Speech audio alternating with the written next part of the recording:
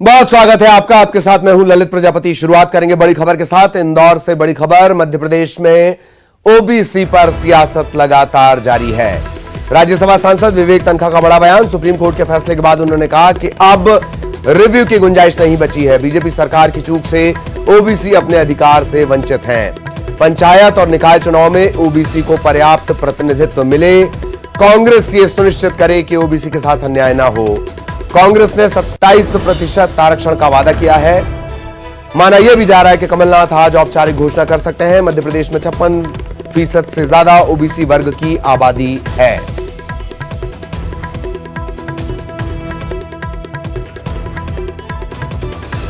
Unfortunately supreme court के ऊपर कोई कोर्ट नहीं है, इसलिए फैसला फाइनल होता है। और रिव्यू की गुंजाइश नॉर्मली मापदंडों पे दिखती नहीं है। तो हमको खुद स्वयं, जैसे मैंने कांग्रेस पार्टी को अपील किया है कि क्योंकि बीजेपी के इस चूक से एक इतना बड़ा वर्ग को वंचित होना पड़ रहा है अपने अधिकारों से, तो हमको उसकी भरपाई करनी चाहिए और हमको इंश्योर करना चाहिए कि उनके साथ अन्याय ना हो और उनको पर्याप्त रिप्रेजेंटेशन। 27% तो मिनिमम तो कांग्रेस ने प्रॉमिस किया था, मे बी उससे ज़्यादा होना चाहिए। और वैसे मैंने इस विषय पे कमलनाथ जी से चर्चा भी की, तो कहते हैं विवेक हम तो उससे ज़्यादा उनको देते हैं और हम देंगे। तो कमलनाथ जी इस पे मेरे को लगता है आजकल में कुछ ना कुछ औपचारिक घोषणा। तो बड़ा बयान और कल फैसले के बाद उन्होंने ये तमाम बातें चर्चा के दौरान कही और आज ये माना जा रहा है कि कमलनाथ इसका ऐलान कर सकते हैं। अरुण हमारे सहयोगी आपको नजर आ रहे होंगे, अरुण के पास आपको लिए चलेंगे। अरुण, क्या माना जाए कि आज कांग्रेस की तरफ से बड़ा ऐलान हो सकता है? बिल्कुल, देखिए आज कांग्रेस की प्रदेश कांग्रेस कार्यालय में प्रेस कॉन्फ्रेंस भी है और विवेक तन्खा जिस तरह से कह रहे हैं कि आज वो घोषणा कर सकते हैं कमलनाथ ओबीसी को 27% से ज़्यादा आरक्षण देने की। और इस ओबीसी आरक्षण को लेकर जब से ये फैसला आया है तब से यहाँ की जो राजनीति है, सियासत है वो गरमाई हुई है और बीजेपी और कांग्रेस एक दूसरे पर आरोप भी लगा रहे हैं। लेकिन सबसे बड़ा सवाल यही है कि जब आधी से ज़्यादा आबादी ओबीसी की है और उसमें आरक्षण की अगर बात की जाए 27% आरक्षण देने की बात भी कही जा रही है, लेकिन इसमें सबसे बड़ा जो पैच है वो ये है कि जो एससी वर्ग है उसके लिए 16% आरक्षण पहले से दिया हुआ है, 20% आरक्षण एसटी वर्ग को दिया गया है और सुप्रीम कोर्ट का आदेश है कि 50% से ज़्यादा आप आरक्षण दे नहीं सकते। तो 36% आरक्षण जब ये हो गया है तो उनको 14% आरक्षण ही बचता है। ऐसे में 27% आरक्षण कैसे दिया जाएगा, ये भी एक बड़ा सवाल है। आज देखना होगा कि कांग्रेस कैसे इस मुद्दे को उठाती है और दूसरा ये कि वो 27% से ज़्यादा आरक्षण की जो घोषणा है वो आज करने वाली है, तो कैसे वो इसको जनता के बीच ले जाएगी। और हालांकि बीजेपी भी इस मामले में लगातार एक कांग्रेस पर निशाना साध रही है, लेकिन कांग्रेस जिस तरह से इस फैसले के बाद हमलावर है उससे ये देखने में आ रहा है कि आने वाले चुनाव में जो राजनीति है वो ओबीसी पर केंद्रित होने वाली है। चलिए, आने वाले वक्त में राजनीति ओबीसी केंद्रित। बहुत बहुत शुक्रिया आपका अरुण, इस तमाम जानकारी के लिए। सहयोगी अरुण विस्तार से जानकारी दे रहे थे और लगातार इस खबर पर हमारी भी नजर बनी रहेगी। एक और बड़ी खबर का रुख करेंगे। बिजली आपूर्ति को लेकर अहम बैठक की बात करेंगे। ऊर्जा मंत्री प्रद्युम्न सिंह तोमर ने यह बैठक ली। मांग और आपूर्ति के अंतर को कम करने के निर्देश उन्होंने दिए हैं। डिमांड एंड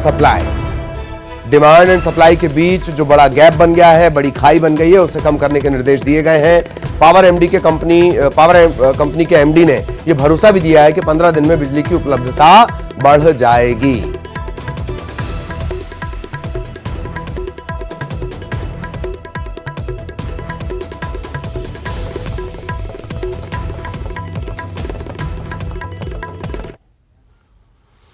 और इधर मुख्यमंत्री भूपेश बघेल का दौरा, छत्तीसगढ़ का दौरा लगातार जारी है। अंबिकापुर में वो समीक्षा बैठक करने वाले हैं।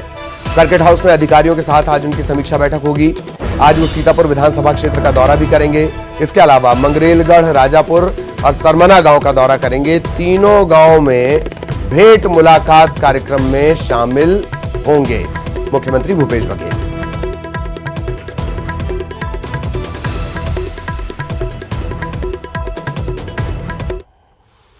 और अगली खबर भी रायपुर से। रेल मंत्री अश्विनी वैष्णव 14 मई को छत्तीसगढ़ आएंगे। रेल मंत्री अंबिकापुर का दौरा करने वाले हैं। कोरबा भी रेल मंत्री अश्विनी वैष्णव जाएंगे। रायपुर और बिलासपुर का दौरा भी वो कर सकते हैं। माना यह भी जा रहा है, उम्मीद यह भी की जा रही है कि रेल मंत्री के आने से सरगुजा की सालों पुरानी मांग पूरी हो सकती है। रेल मंत्री नई रेल परियोजनाओं का शिलान्यास भी कर सकते हैं। इसके अलावा कोयला सप्लाई बढ़ाने की भी इस दौरान रूपरेखा बनेगी। रेल मंत्री का दौरा ये इस वजह से भी बेहद महत्वपूर्ण हो जाता है कि लगातार ट्रेनों के रद्द होने का सिलसिला और इसे छत्तीसगढ़ के जो मुसाफिर रहे हैं, छत्तीसगढ़ के जो लोग रहे हैं, वो सबसे ज्यादा परेशान हुए हैं।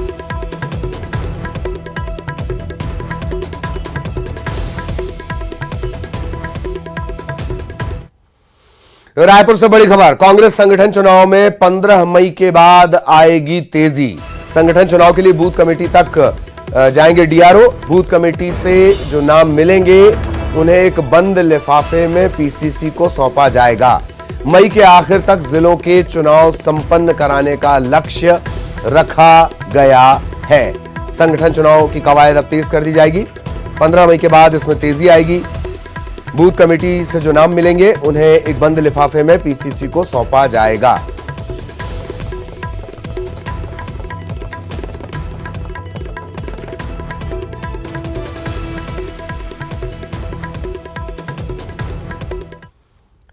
और अब बात राजभवन की चिंता की करेंगे। रायपुर से बड़ी खबर आपको बता दें, रविशंकर विश्वविद्यालय की फजीहत से राजभवन चिंतित है।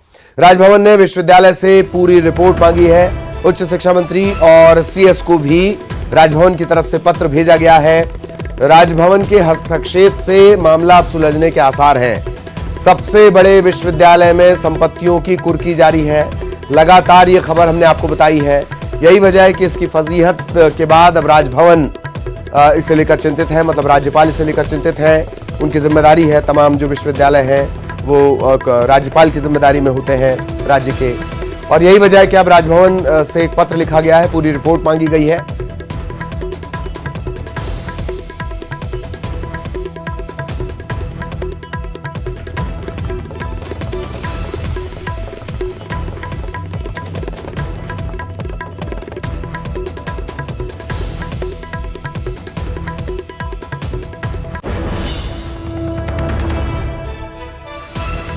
रविशंकर विश्वविद्यालय, लगातार यहां सामान की कुर्की हो रही है। कार की कुर्की हो चुकी है, जो कुलपति के लिए कार होती है, सोचिए। सामान के अंदर की कुर्की हो चुकी है। इमारत की कुर्की की भी बात सामने आई थी। तो इस तरह से सामान की कुर्की, संपत्ति की कुर्की, और ये फजीहत दरअसल विश्वविद्यालय की है।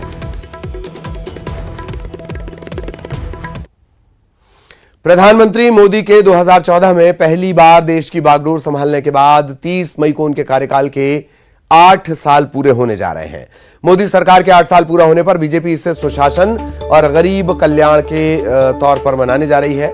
न्यूज 18 को मिली विशेष जानकारी के मुताबिक कोरोना महामारी के कारण 2 वर्षगांठ नहीं मना पाने के कारण बीजेपी अब इसे बेहद खास बनाना चाहती है। इसके लिए 2 स्तर पर अभियान चलाने का फैसला लिया गया है। पार्टी के नेतृत्व में जन केंद्रित गतिविधियों का आयोजन किए जाने का फैसला। पार्टी समर्थित सरकार की जन केंद्रित गतिविधियों पर कार्यक्रम का आयोजन किया जाएगा। इसके तहत रिपोर्ट टू नेशन नाम का एक कार्यक्रम होगा और केंद्र सरकार की 8 साल के कामकाज की एक बुकलेट प्रकाशित की जाएगी। इसके साथ ही जन केंद्रित गतिविधियों के 75 घंटे, लाभार्थियों के साथ बातचीत, विकास बाइक रैली, बाबा साहेब विश्वास रैली, बिरसा मुंडा विश्वास रैली ये आयोजित की जाएंगी।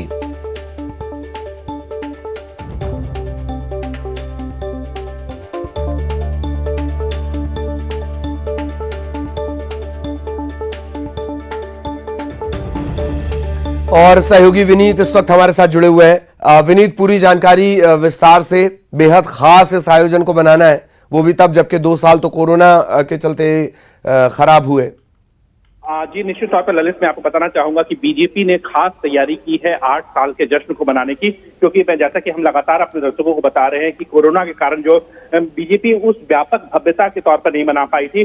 बीजेपी ने जो पिछली बार जो कार्यक्रम किए थे, पिछले 2 साल जो कार्यक्रम किए थे, उसमें डिजिटल कार्यक्रम जो थे वो ज्यादा में थे, और जो पर्सनल रिलेशन के कार्यक्रम थे या छोटे स्तर पर कार्यक्रम थे वो ज्यादा किए गए थे। इस बार जो कार्यक्रम है उसे व्यापक बनाने की तैयारी की गई है।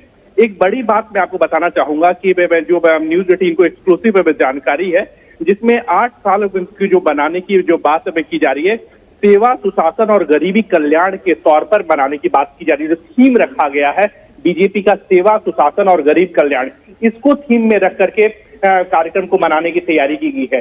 कार्यक्रम को 2 स्तरों पर होगा, जैसा कि हमें जानकारी मिल रही है कि 2 स्तरों पर कार्यक्रम होगा। एक स्तर पर कार्यक्रम ये होगा जिसमें केंद्रीय स्तर पर कार्यक्रम होगा, वहां पर जो केंद्रीय नेता है वो प्रेस कॉन्फ्रेंस करेंगे। वो एक बुकलेट जो है 8 साल का पर जो एक बुकलेट है वो केंद्रीय स्तर पर जारी किया जाएगा और उसके बाद राज्य स्तर पर भी कार्यक्रम किया जाएगा। इसके साथ ही साथ सभी जनप्रतिनिधियों को, चाहे वो सांसद हो, विधायक हो, उन्हें भी इसमें शामिल किया जाएगा और 75 घंटे के अभियान को चलाने की बात जो है वो की जा रही है। उन्हें अपनी एक रिपोर्ट भी सौंपनी होगी कि आखिरकार उन्होंने 75 घंटे जो सेवा, सुशासन और जन कल्याण का जो कार्यक्रम है उसमें जो 75 घंटे के कार्यक्रम में उन्होंने क्या कुछ किया, इसकी भी जो जानकारी है वो की जाएगी। इसके साथ ही साथ जो एक विशेष तौर पर मैं आपको बताना चाहूंगा, 2 दिवसों को खास तौर पर मनाया जाएगा। बाबा साहब भीमराव अम्बेडकर दिवस को खास तौर पर मनाया जाएगा या उनकी नाम को लेकर के खास दिवस मनाया जाएगा। और बिरसा मुंडा जयंती को लेकर के जिस तरह से हमने देखा है कि बिरसा मुंडा की जयंती को केंद्र सरकार ने जिस तरह से पिछले दिनों भव्यता से मनाने का फैसला लिया, उसको लेकर के खास तैयारी जो है वो बीजेपी कर रही है। तो खासा जो ध्यान होगा। एक और बड़ी बात जो यहाँ पर सामने आ रही है कि जो लाभार्थी हैं, जो इन योजनाओं के लाभार्थी हैं, उनसे बीजेपी जो है वो मिलेगी, बीजेपी के कार्यकर्ता जो है वो मिलेंगे और साथ ही साथ जो केंद्र की जो योजनाएं हैं, केंद्र की योजनाएं जिन्हें अधिक से अधिक लोगों तक पहुंचाया जा सके, इसका भी प्रयास किया जाएगा। तो खासा जोर जो है वो मोदी सरकार की उपलब्धियों पर रहेगा। 8 साल का जो जश्न है, सेवा जो बात हो, गरीब कल्याण की बात हो, उस पर जो खासा जोर है वो बीजेपी का रहेगा। जी ललित जी, आपने 2 चीजों का जिक्र किया और विनीत, ऐसा लगता है कि इन्हीं 2 चीजों के जरिए सबसे बड़े वर्ग को साधने की कवायद चल रही है, जिसका इशारा तकरीबन 2 से 3 साल पहले मोहन भागवत साहब ने दिया था। एक बाबा साहेब विश्वास रैली, दूसरा बिरसा मुंडा। एक कदम से दलित और आदिवासी दोनों को साधने की कवायद। विनीत? हाँ जी, निश्चित तौर पर अगर हम देखें बीजेपी में अगर हमें यह देखें तो बीजेपी में की जो लगातार बात है वो दलितों को साथ रखने की कवायद है, आदिवासियों को साथ रखने की कवायद है। हमने यह भी देखा है कि अगर बीजेपी में जब खास तौर पर उनका यह कहना है कि वो बाबा साहब अम्बेडकर के सिद्धांतों पर काम करते हैं। इसी का परिणाम अगर हम देखें, बीजेपी ने इसको फोकस किया था उत्तर प्रदेश में भी। कई जो दलित वर्ग के जो लोग थे, दलित समाज के लोग थे, उन्होंने बीजेपी के पक्ष में बात रखी थी और बीजेपी इसे आगे बनाना भी चाहती है। जहां तक कि आदिवासी कल्याण के बारे में बात करें, हमने देखा कि बिरसा मुंडा की जयंती को आदिवासी दिवस के तौर पर, आदिवासी गौरव दिवस के तौर पर मनाने का केंद्र सरकार ने फैसला लिया है। तो केंद्र सरकार जो है इन चीजों को साफ तौर पर मनाना चाहती है। एक और बड़ी बात मैं आपको बताना चाहूंगा कि हालांकि बीजेपी जो है वो लगातार ये कहती रही है, मोदी सरकार में यह लगातार कहा जाता रहा है, सबका साथ, सबका विकास और सबका विश्वास। एक दिन जो है उसके में अल्पसंख्यकों के लिए आखिरकार बीजेपी ने क्या कुछ किया, यह भी बात जो है वो बीजेपी इसको लेकर के भी एक दिवसीय कार्यक्रम जो है वो बीजेपी ने करने का जो है वो फैसला वो भी बीजेपी ने लिया है। तो साफ तौर पर बीजेपी का जो फोकस है निश्चित तौर पर हम देख सकते हैं आदिवासी समाज के तौर पर है, दलितों के लिए है। जब हमने इसको लेकर के केंद्रीय नेतृत्व से हम बात करते हैं तो उनका कहना है कि जो शोषित है, वंचित है, उन्हें अपलिफ्टमेंट किया जाए, उन्हें आगे बढ़ाया जाए। इसकी कवायद बीजेपी लगातार करती रही है। चलिए बहुत बहुत शुक्रिया विनीत आपका इस तमाम जानकारी के लिए। और अब ग्वालियर से बड़ी खबर मिल रही है। युवती को लिव इन में रखकर रेप करने वाला फौजी गिरफ्त में। पुलिस ने आरोपी संजू यादव को अहमदाबाद से गिरफ्तार किया है। शादी का झांसा देकर यह युवती के साथ 4 साल लिव इन में रहा। आरोपी 4 महीने पहले युवती को छोड़कर फरार हो गया था। युवती ने मुरार थाने में शिकायत भी दर्ज करवाई थी और अब इसकी गिरफ्तारी हुई है अहमदाबाद से।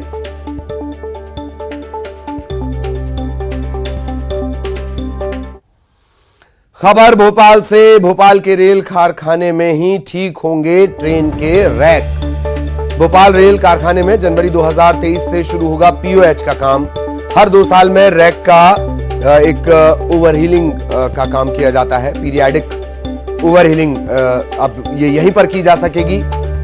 पहले अहमदाबाद और बड़ोदरा को रैक भेजने पड़ते थे, ट्रेन के रैक।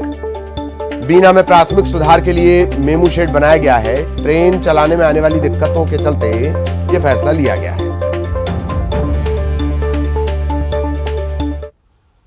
खबर भोपाल से, प्यास की खबर। 12 से 14 मई तक पानी की किल्लत से जूझेगी राजधानी। कल से अगले 60 घंटे तक 24 से ज्यादा कॉलोनियों में पानी नहीं आएगा। कोलार जल परियोजना की मेन ग्रेविटी लाइन में मरम्मत होनी है। प्रभावित इलाकों में पानी की वैकल्पिक व्यवस्था की जाएगी। 10 लाख से ज्यादा की आबादी प्रभावित होगी। Arera colony, railway colony, Habibganj, 1100 quarter, इन जगहों पर पानी नहीं आएगा। जनता क्वार्टर, मीरानगर, ऐसी कई कॉलोनियों में भी जल सप्लाई प्रभावित होगी। बहुत ध्यान से सुनिए, पानी स्टोर करके रखिए, कल से दिक्कत बढ़ेगी। 12 से 14 मई तक वैसे भी भीषण जल संकट के मुहाने पर पूरा प्रदेश है और उन सबके बीच 12 से 14 मई तक पानी की किल्लत से राजधानी जूझेगी।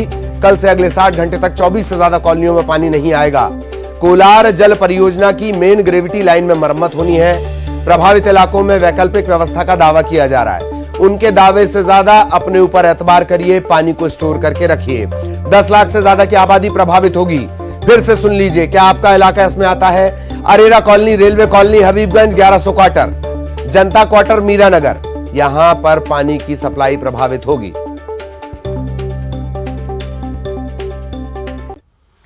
खबर भोपाल से, मुख्यमंत्री कन्या सामूहिक विवाह योजना का आयोजन 9 जून, 15 जून और 30 जून को किया जाएगा।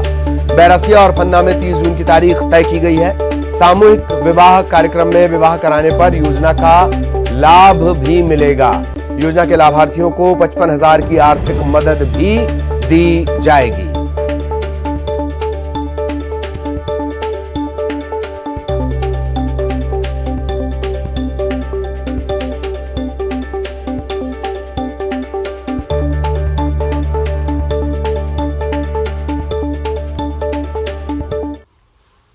खबर भोपाल से, मध्य प्रदेश का पहला ग्रीन बॉन्ड लेकर आएगा भोपाल नगर निगम। 1200 करोड़ के अमृत 2 प्रोजेक्ट के लिए यह ग्रीन बॉन्ड लाया जाएगा।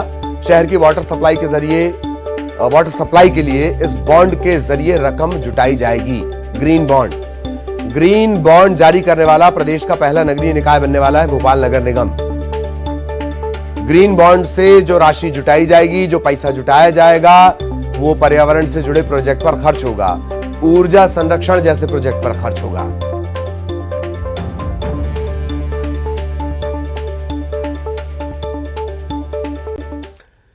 खबर इंदौर से, नगरीय विकास मंत्री भूपेंद्र सिंह आज इंदौर आएंगे। AICTSL सभागृह में वो विभागीय समीक्षा बैठक करेंगे। दोपहर 3:30 बजे प्रेस कॉन्फ्रेंस करेंगे। शाम 4 बजे 55 करोड़ के विकास कार्यों का भूमि पूजन और लोकार्पण करेंगे।